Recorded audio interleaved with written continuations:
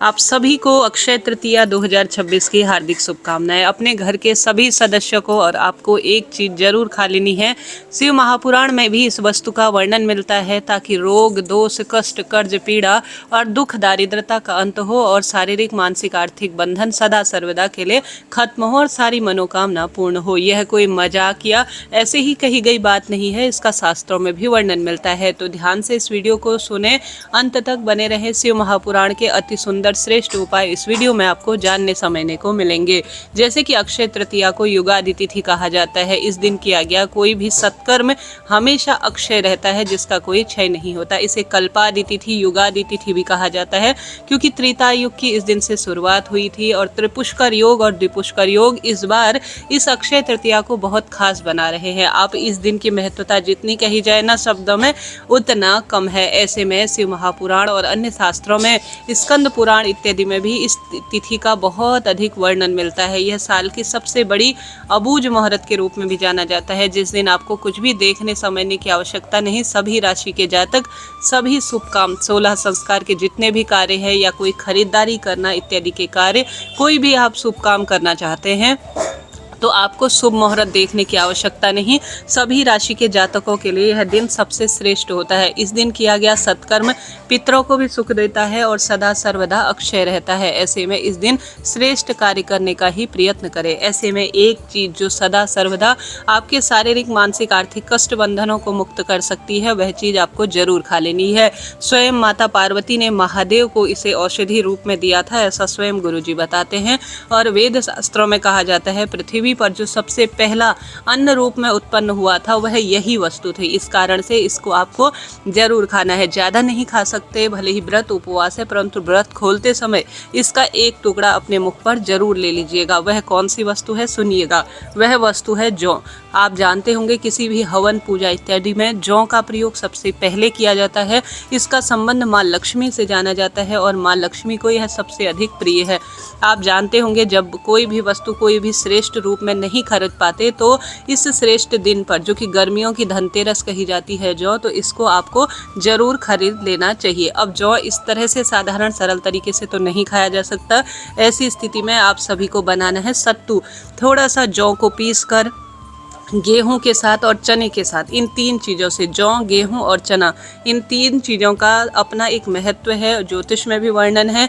इन तीनों चीज़ों को अर्थात सत्तू का दान किया जाए, महादेव, श्री नारायण, माँ लक्ष्मी को भोग लगा जाए और साथ के साथ अन्य जो पथिक हैं, जो आने जाने वाले व्यक्ति हैं, उन्हें किसी न किसी रूप में इसे दान में दिया जाए। पंडित जी को इन्हें दान में दिया जाए। आज के दिन तुलसी में जौ को रोपित करना, पीपल पेड़ की जड़ में इन्हें रोपित करना भी धन, धान्य, लक्ष्मी में वृद्धि करने वाला माना जाता है, क्योंकि जो धरती पर सबसे पहले अनाज था, जो उस स्वरूप में प्रकाशित हुआ था, उत्पन्न हुआ था, वह जौ ही था। ऐसे में जौ की महत्वता घर में धन धान्य में वृद्धि करने वाला होता है। तो आप सत्तू घर पर बनाएं। जौ किसी न किसी रूप में आपको थोड़ा सा पहले भोग लगाना है। ऐसे नहीं कि सीधे ही आप खा लें। पहले देवी देवताओं को किसी भी चीज़ का भोग लगाया जाता है, दान किया जाता है। उसके बाद इसे आप मिश्री के साथ, गुड़ के साथ, किसी भी तरह से पानी में घोलकर या कोई भी चीज़ बनाकर आप जौ जरूर से भोग प्रसाद रूप में खाएं। सत्तू रूप में खाते हैं तो बहुत ही शुभ रहता है, श्रेष्ठता कही गई है। तो शारीरिक, मानसिक, आर्थिक कष्ट बंधनों की मुक्ति के लिए आप सत्तू का प्रयोग ज़्यादा से ज़्यादा करें। भगवान शिव के मंदिर में भोग लगाएं, क्योंकि माता गौरा ने स्वयं महादेव को इसका भोग लगाया था, और अपनी पूजा में इसे सम्मिलित करें और दान जरूर से कीजिए। घर पर जो तुलसी है, अन्न धन्य के भंडार भरे, उसके लिए 1, 2, 4, 5 दाने जितने भी हों अपने घर की तुलसी में भी आप जौ जरूर से किसी न किसी स्वरूप में रोपित कीजिएगा। पीपल पेड़ की जड़ में भी इसे रोपित करना शुभ। जल नहीं चढ़ाया जाएगा, परंतु घर की जो तुलसी है उसमें माँ लक्ष्मी का वासा है। तो 1, 2 जौ के दाने अगर आपको प्राप्त हो जाए तो आपको रोपित जरूर कर देने हैं। यह सरल सा कार्य आपको किसी न किसी रूप में करना है। इससे पूरे साल भर रोग मुक्ति रहती है। यह औषधि समान मानी जाती है। इसके साथ ही इस दिन किया जाने वाला घर के मंदिर में सर्वश्रेष्ठ उपाय जो गुरुजी बतलाते हैं, वह बतलाते हैं 108 चावल के दाने। पूर्ण खंडित चावल ना हो, इस बात का ध्यान रखें। तो 108 चावल के दाने अपने घर के शिवलिंग शिवलिंग या महादेव के मंदिर में अपने मन की कामना कहते हुए, क्योंकि चावल का संबंध साक्षात माँ लक्ष्मी से होता है, सौभाग्य से होता है। नारी के जीवन में जब दुख बढ़ रहे होते हैं तो चावल का प्रयोग जरूर से किया जाता है।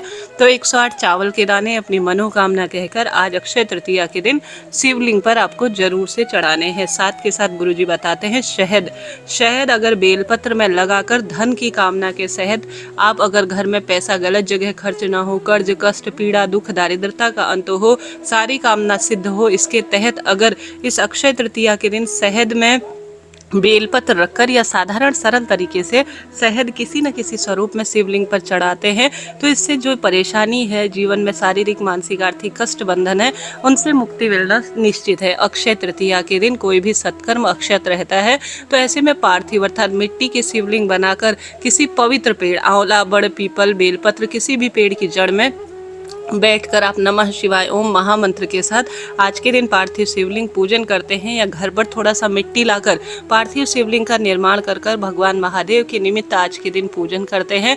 अगर संतान की कामना है तो घी या दूध मिलाए, नहीं तो सामान्य अपने मटके का जल अपने घर के शिवलिंग में सरल तरीके से पार्थिव रूप में बनाकर किसी न किसी तरह से आपको पूजन में प्रयोग में लेना है। इस दिन किया गया मंत्र जाप अनंत गुना लाभ देता है। श्री सूक्तम का पाठ अपने घर पर माँ लक्ष्मी के निमित्त करें, विष्णु सहस्त्रनाम का पाठ कर सकते हैं। एक बेलपत्र अपने हाथ में रखकर श्री शिवाय नमस्तुभ्यम या नमः शिवाय ओम या महामृत्युंजय मंत्र का जाप कर अगर शिवलिंग पर चढ़ा देते हैं तो 1008 महामंत्र के जाप का तुरंत ही आपको फल मिल जाता है। तो इस अक्षय तृतीया पर यह सरल सा काम आपको जरूर करना है। बात आती है दीपदान की, जैसा कि अक्षय तृतीया के दिन जलदान की बहुत महत्वता है। तो एक मटका अर्थात एक कोरा आप घड़ा लेकर आइए, उसमें थोड़ा सा शक्कर और जल रखिए, उसके ऊपर मौली बांधकर थोड़ा सा उसके ऊपर एक कटोरा अनाज का रखकर उस मटके पर आप स्वास्तिक बनाकर उसे पूजित करें। रोली चंदन मौली अक्षत उस अक्षय कलश में आप लगाएं, उसके ऊपर शक्कर या जौ या चावल इत्यादि रखकर एक कोई भी मौसमी फल रखकर श्री नारायण के समक्ष आप उसे प्रस्तुत करें। आप अक्षय घड़ा दान करने जा रहे हैं, जल दान करने जा रहे हैं, तो एक महायज्ञ समान है।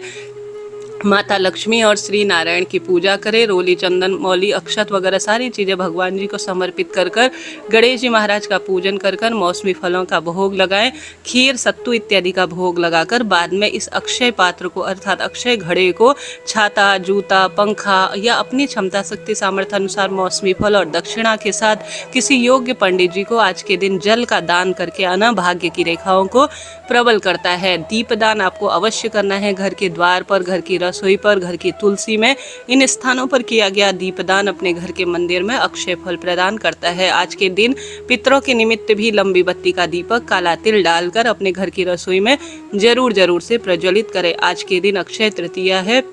आप पशु पक्षियों के लिए, राहगीरों के लिए जल का दान करना अक्षय पात्र देने समान और अक्षय रूप से समान फल देता है। साथ ही पितरों के निमित्त जल के लोटे में जौ, कुशा, काला तिल, कच्चा दूध डालकर सर्वपितृ देवाय नमो नमः कहते हुए दक्षिण दिशा की ओर मुख करते हुए आज के दिन जल दान जरूर करें। स्वधा स्रोत का आज के दिन पाठ करना भी अनंत गुना लाभ देता है। तो कोई ना कोई कार्य करें। सत्तू आज खाना, ग्रहण करना, दान करना औषधि समान है। साथ के साथ सत्तू की गोली बनाकर, जैसे कि चींटी चिड़ियाओं को दिया जाए, किसी न किसी स्वरूप में सत्तू का प्रयोग किया जाए तो आज सभी तरह की पीड़ा शंका का निदान हो जाता है। साथ के साथ शीतल जल, ठंडा जल, जैसे कि किसी मिट्टी के दीपक या किसी मिट्टी के पात्र में रात भर रखा हुआ जल सुबह उठकर बेलपत्र रखकर घर के सदस्यों के हाथ का स्पर्श कराकर कुंदकेश्वर महादेव की जय कहते हुए अगर शिवलिंग पर अपने घर के मंदिर में समर्पित किया जाए शीतल जल और उसे प्राप्त कर थोड़ा आचमन किया जाए तो इससे बहुत अधिक लाभ होता है और अक्षय फल मिलता है। तो यह सरल सा छोटा सा काम आप जरूर करें। इस दिन अपने घर पर कोई ना कोई माँ लक्ष्मी से जुड़ी हुई वस्तु खरीद कर लाएं। सावधान, काली नीली वस्तु नहीं खरीदनी है।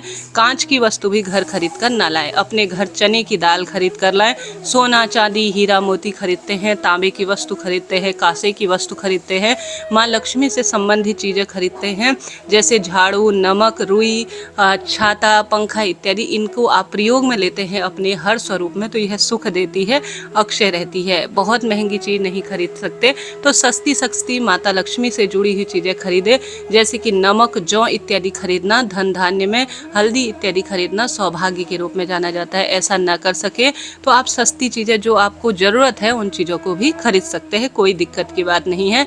सभी चीज़ों को माँ लक्ष्मी के निमित्त समर्पित कर कर अपने प्रयोग में लीजिएगा। इस दिन दान करने योग्य सबसे शुभ वस्तु है जल का दान, अन्न का दान, वस्त्र का दान, दीप दान, छाता, पंखा इत्यादि। सत्तू, चने की दाल जो कि स्वर्ण समान मानी जाती है, शिवलिंग पर एक मुट्ठी चने की दाल जरूर चढ़ाए। स्वर्ण समान शिवलिंग पर स्वर्ण समर्पित करने के यह रूप में जाना जाएगा। तो इस तरह से इन चीज़ों का दान करें, इन चीज़ों का प्रयोग करें। अक्षय तृतीया की पूजा का शुभ मुहूर्त स्क्रीन पर दिया है। अक्षय तृतीया पूजा विधि और अन्य जानकारी 2-3 वीडियो पहले ही अपलोड हो चुके हैं, आप एक बार उन्हें जरूर देखिएगा। आज जो तामसिक चीज़ें हैं उनका बिल्कुल सेवन ना करें, झूठ छल कपट से दूर रहें, ईर्ष्या ना करें। आज किया गया सत्कर्म साथ रहता है और गलत कर्म भी हमारे साथ सदा सर्वदा चलता है। कई लोग अक्षय तृतीया का व्रत करते हैं, कई सिर्फ पूजन पाठन कर कर दान पुण्य की महत्ता देते हैं। आप अपनी शक्ति, क्षमता, सामर्थ्य अनुसार कोई ना कोई काम करें। हरे कृष्णा, राधे राधे।